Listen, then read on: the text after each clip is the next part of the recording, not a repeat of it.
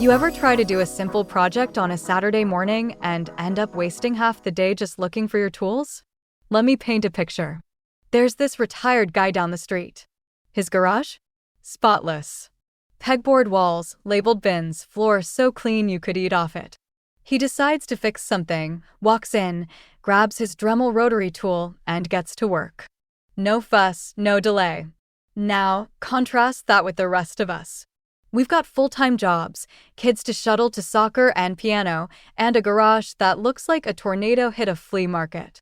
We set out to do the same project, but we spend an hour just hunting for that Dremel. By the time we find it, we're so frustrated we don't even want to do the project anymore. We've lost an hour of our precious Saturday and maybe our motivation too. Hi there, I'm Annie Rind, your hostess with the mostest when it comes to improving your business with Microsoft Teams and Copilot. And today, we're tackling a problem I hear all the time. Copilot isn't finding our information consistently. Here's what you're going to learn today: why Copilot struggles in messy environments and what that means for your business. Let's get into it. Copilot is like that retired guy. It wants to help you get the job done fast. But if your digital garage, your file storage, your emails, your chats is a mess, Copilot's going to spend its time rummaging through the clutter. And just like you on Saturday morning, it might give up before it finds what it needs. We've been preaching this at County Quest for years. Microsoft Teams, when deployed strategically, can radically reduce the chaos. It's not just a chat app, it's a structure, a system, a way to bring order to the madness. Remember that old McKinsey Global survey? It found that 61% of the average workday is spent managing email, searching for information, and collaborating. That's more than half your day spent just trying to find stuff or talk about stuff. Teams can cut that down dramatically if it's used right.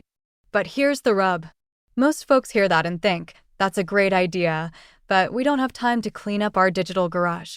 Just like we don't have time to clean up the real one. We keep pretending that someday we'll get organized.